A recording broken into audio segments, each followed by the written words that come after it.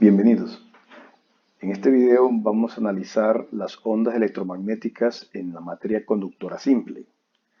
Recordemos que en el video anterior analizamos las ondas electromagnéticas en materia dieléctrica simple, la cual no es otra cosa que aquella materia cuyos parámetros constitutivos son constantes y la conductividad eléctrica es igual a cero. ¿Qué encontramos para dicha materia? Encontramos que las ecuaciones de los campos eléctricos y magnéticos efectivamente obedecen una ecuación de onda homogénea y su velocidad de propagación es menor respecto a la velocidad de la luz en el vacío, y dicha ralentización de la onda se presentaba o estaba relacionada precisamente con los parámetros constitutivos, lo cual asociábamos o definíamos a partir del índice de refracción. Encontramos que los campos eléctrico y magnético oscilan en fase, son mutuamente perpendiculares, pero en este punto nos preguntamos, bueno, pero ¿qué sucede si consideramos materia cuya conductividad no es igual a cero? A fin de cuentas, la materia, por muy poco conductor que sea, siempre vamos a encontrar algo de conductividad. Y en el otro extremo tenemos materiales que tienen una alta conductividad. Entonces nos preguntamos, ¿realmente pueden existir ondas electromagnéticas en medios conductores? Supongamos que así sea. Entonces, ¿qué efecto tendría la conductividad eléctrica sobre la propagación de las ondas en dichos materiales? Entonces vamos a hacer ese estudio, pero para realizarlo nosotros vamos a hacer algunas consideraciones. Por ejemplo, ¿cuál es el medio que va a ser sometido a estudio? Vamos a considerar las mismas características que tenemos para la materia simple, pero ahora vamos a añadir la conductividad y va a ser constante, es decir, un medio homogéneo.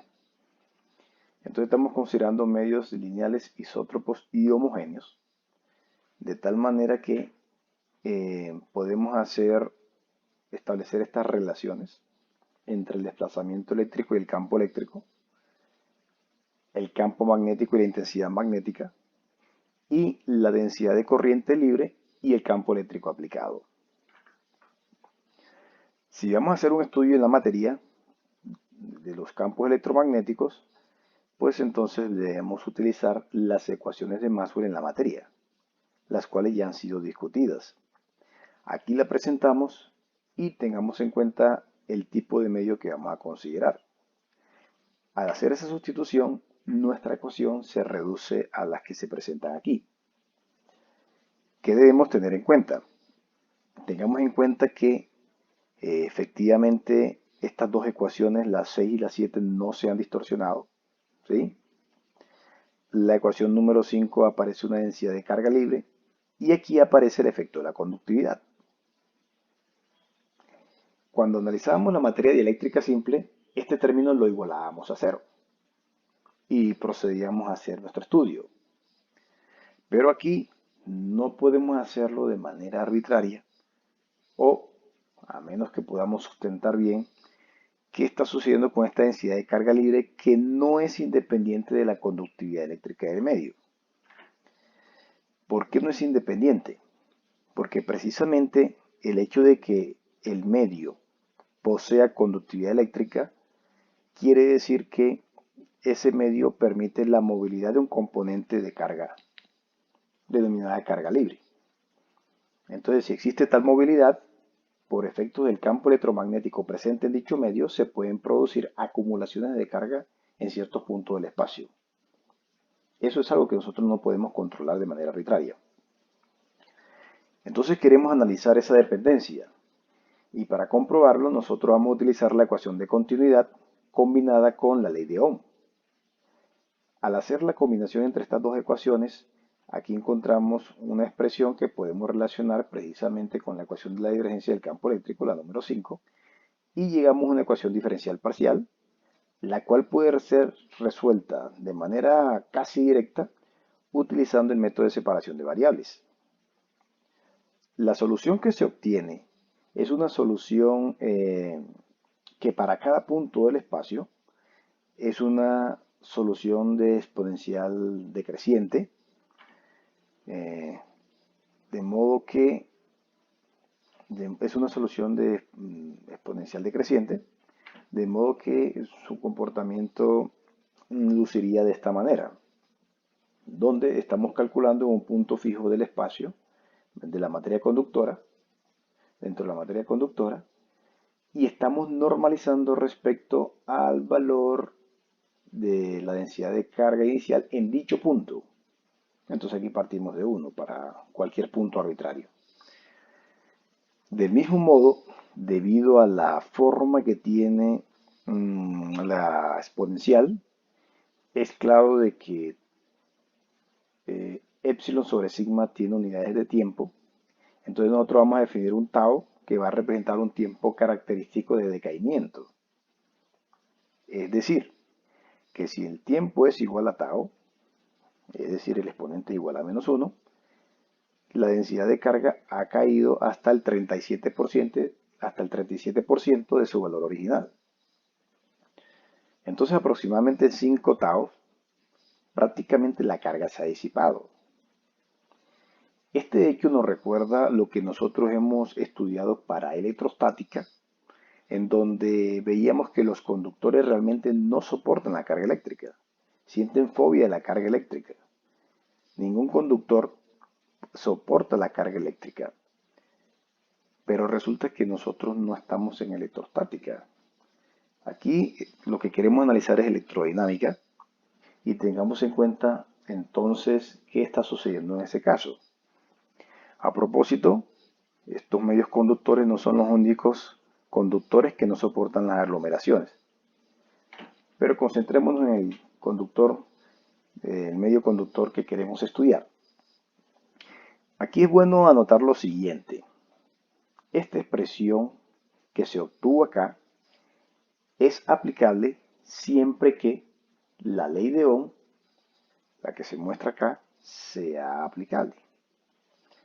Entonces, esta ley es aplicable para tiempos mayores que los tiempos de colisión entre las partículas, lo cual permite el establecimiento de una corriente estacionaria o una corriente, llamémosle, en el sistema.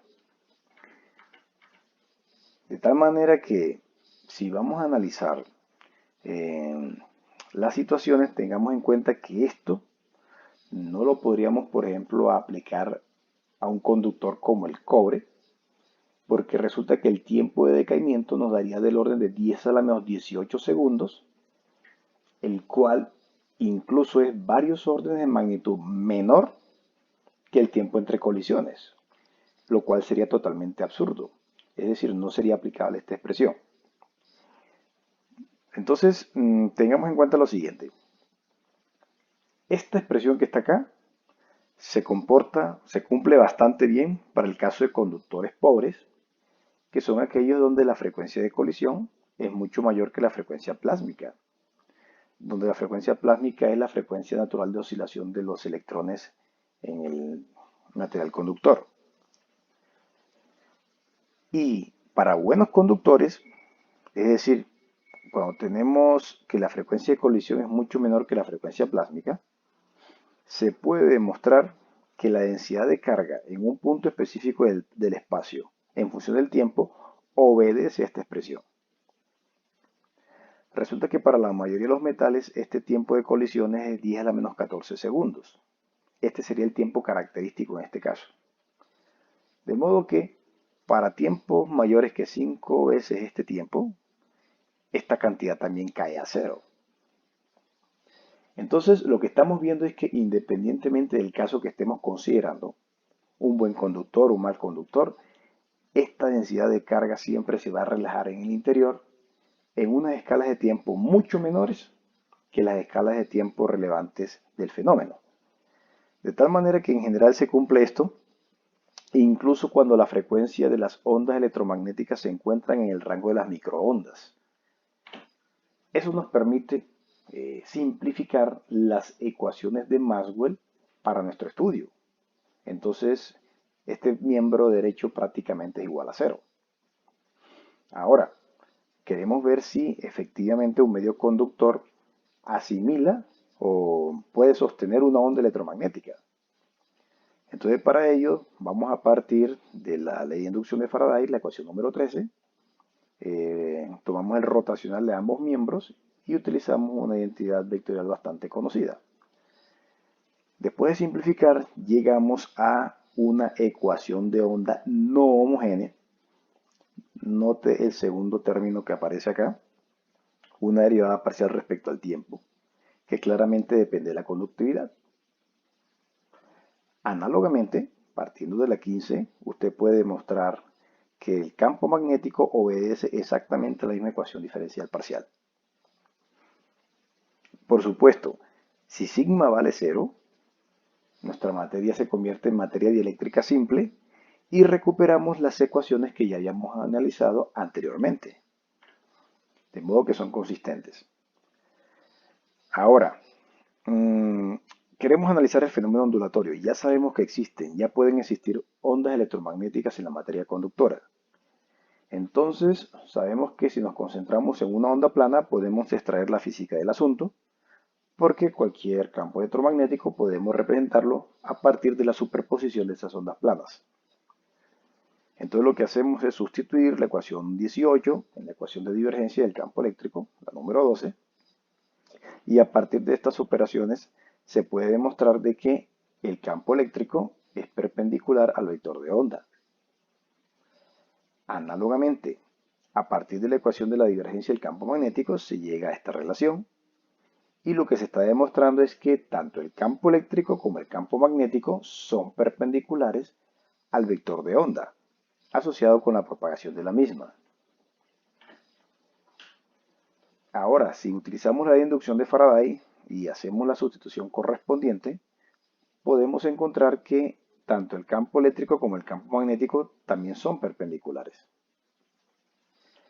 Hasta el momento no hemos encontrado una diferencia sustancial entre lo que estamos analizando ahora y lo que se analizó para la materia dieléctrica simple, puesto que se está presentando que lo que tenemos es una relación de perpendicularidad entre el vector de onda, o si el vector de onda acá, el campo eléctrico y el campo magnético, formando una tríada ortogonal. Hasta allí aparentemente no hay ninguna distinción. Sin embargo, cuando hacemos la sustitución en la ley de Ampère-Maxwell, hay una diferencia sustancial que emerge de forma natural. De modo que cuando hicimos el cálculo correspondiente, aquí encontramos que el producto cruz entre K y B es igual a esta cantidad que está aquí. Entonces, resulta que ya demostramos que E y B son mutuamente perpendiculares. Pero es que aquí aquí está apareciendo un número complejo. Aquí está apareciendo un número complejo. Entonces, si este número es complejo, estos dos no están en fase. No están en fase. Y este K que aparece acá también debe ser un número complejo, porque si estos dos no son si estos dos no están en fase, quiere decir que K es un número complejo. Vamos a encontrar la expresión para K. Y para ello vamos a sustituir la expresión correspondiente del campo eléctrico 18 en la ecuación de onda no homogénea 16 que ya analizamos. Al sustituir y realizar las respectivas operaciones, podemos encontrar que K al cuadrado, es decir, el cuadrado del vector de onda, es igual a esta expresión y claramente esta igualdad contiene un número imaginario.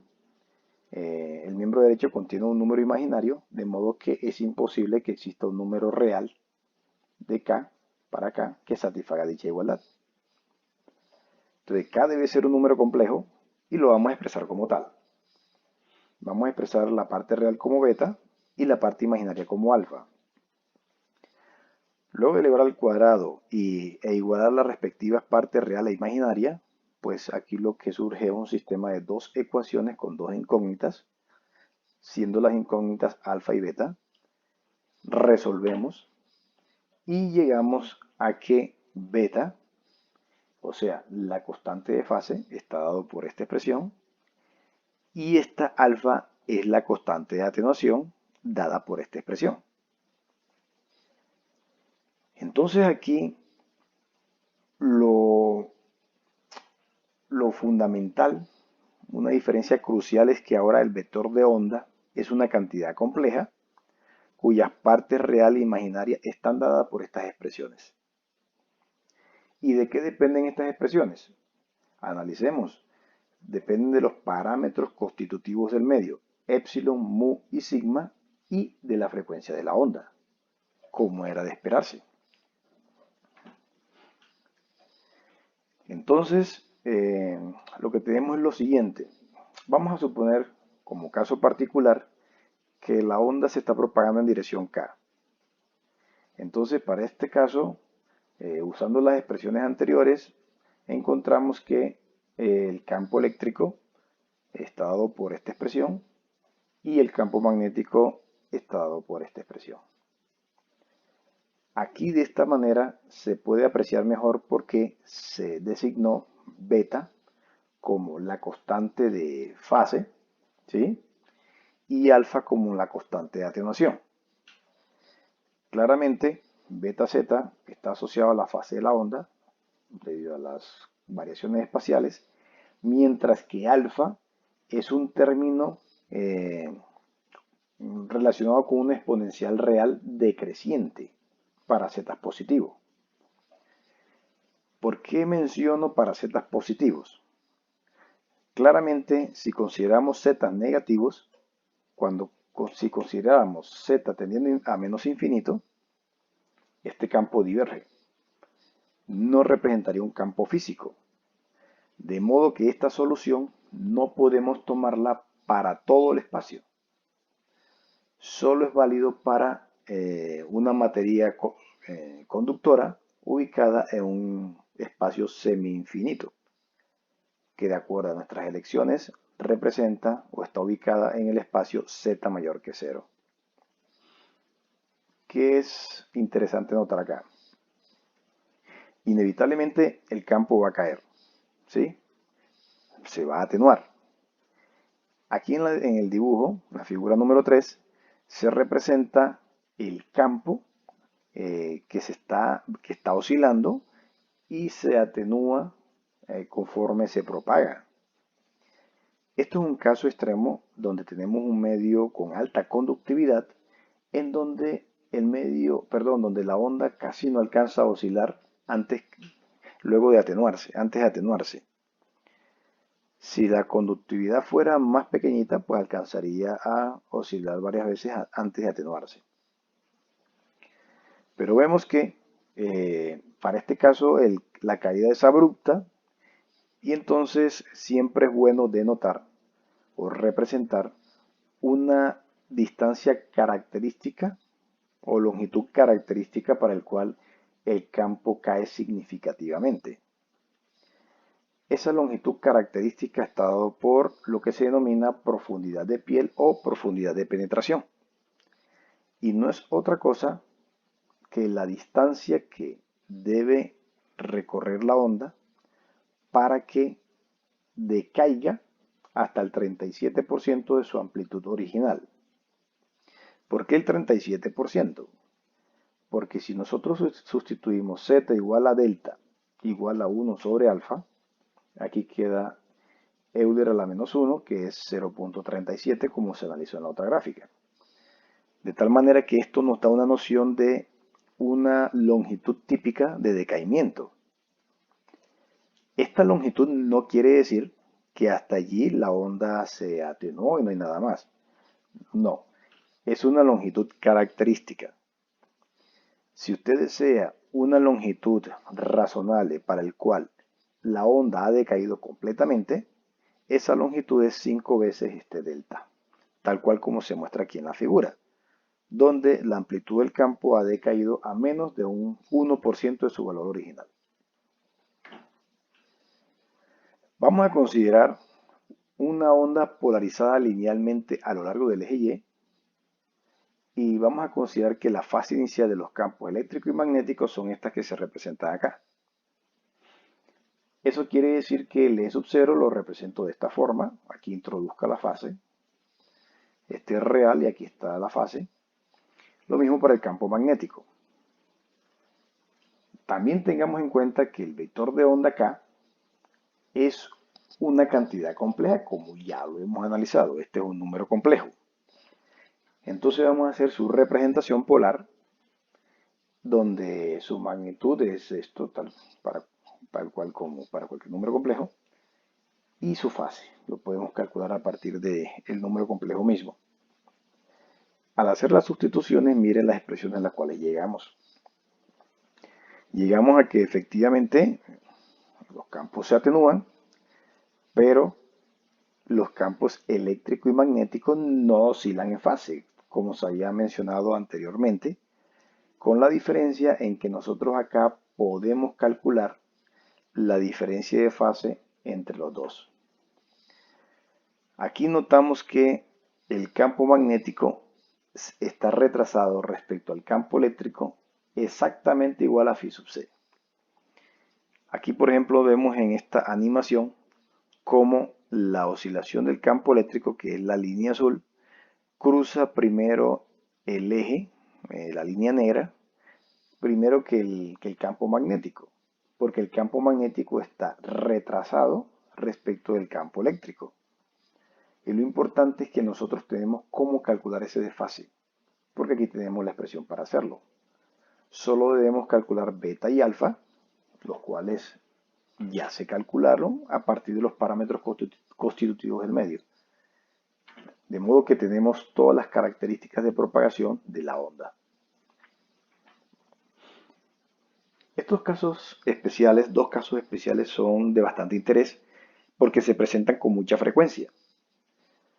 Entonces, uno de ellos tiene que ver con buenos conductores, cuando sigma sobre omega epsilon es mucho mayor que 1, y no es otra cosa que decir que la corriente de conducción, J por E, el campo eléctrico, domina sobre la corriente de desplazamiento, es decir, la derivada parcial del desplazamiento eléctrico con respecto al tiempo. Es bueno que hagan esto como ejercicio, demostrar que decir o establecer esta condición es equivalente a establecer esta. Pero que es mucho mayor que 1. Mucho mayor que 1 se puede asumir razonablemente como que esta cantidad es 2 órdenes de magnitud mayor. Entonces, lo notable aquí es que no podemos clasificar un medio como conductor o mal conductor de manera absoluta con solo ver su parámetro constitutivo o su conductividad, sino que esta depende de la frecuencia. Entonces, un material puede ser un buen conductor a frecuencias bajas, porque si este es más pequeñito, este cociente aumenta, pero también puede ser mal conductor a frecuencias altas. Entonces es importante notarlo, ¿correcto? Entonces, aquí hay unos valores que pueden servir de referencia. Por ejemplo, para la mayoría de los conductores, el sigma sobre el epsilon es del orden de 10 a los 18 segundos. De modo que si despreciamos los efectos de dispersión en frecuencia, esperamos que esta condición se cumpla incluso hasta frecuencia en el rango visible. Ok, en este caso particular, haciendo las respectivas aproximaciones, llegamos a unas expresiones muy sencillitas. De ahí es bueno, por eso es bueno tenerlas presentes, porque si se cumple esto, pues se nos simplifican las cosas. Y observamos que la velocidad de fase y las longitudes de onda están dadas por estas expresiones, y notemos la dependencia de la velocidad de fase de la frecuencia. De manera similar, tenemos un dieléctrico con pequeñas pérdidas. Entonces tenemos este cociente mucho menor que 1, nuevamente, que es mucho menor que 1. Algo razonable serían 2 órdenes de magnitud por debajo. En este caso ocurre todo lo contrario, es decir, que la corriente de conducción, no, perdón, aquí me disculpan, es corriente de desplazamiento domina sobre la corriente de conducción. Haciendo las respectivas simplificaciones, aproximaciones, se llega a esta expresión. Y lo bueno para notar acá es que a pesar de haber considerado sigma independiente de la frecuencia, recuerden que lo consideramos constante, los medios conductores son dispersivos. Y ese efecto dispersivo pues se manifiesta en el hecho de que la velocidad de fase depende de la frecuencia de la onda. Aquí solo una pequeña corrección, porque recuerde que sigma sobre omega es mucho menor que 1. Entonces aquí es simplemente el término de corrección. Pero acá se aprecia bastante mejor para los buenos conductores, porque mire la dependencia de la velocidad de fase con la frecuencia. Depende de la raíz cuadrada de la frecuencia. Entonces son medios dispersivos. No vamos a mencionar nada más sobre el efecto dispersivo porque eso está reservado para el siguiente video. Pero aquí empezamos a saborear lo que quiere decir dispersión en la materia. Les recomiendo este ejercicio para aterrizar un poco los conceptos vistos. Aquí se presenta una situación en la cual le dan los parámetros constitutivos de un medio, que en este caso corresponde al agua de mar, y verifiquen si se está comportando como un buen conductor o como un buen aislante. Y de acuerdo a ello van a contestar estas preguntas. Es bien interesante este ejercicio porque está relacionado o tiene aplicación directa con las comunicaciones con los submarinos. Entonces les recomiendo esta lectura para que puedan contextualizar mucho mejor este estudio que acabamos de realizar. Muy bien. Con esto finalizamos la parte correspondiente al estudio de las ondas electromagnéticas en materia conductora simple. En el siguiente video vamos a analizar el fenómeno de dispersión en la materia. Específicamente nos vamos a concentrar en la materia dieléctrica dispersiva.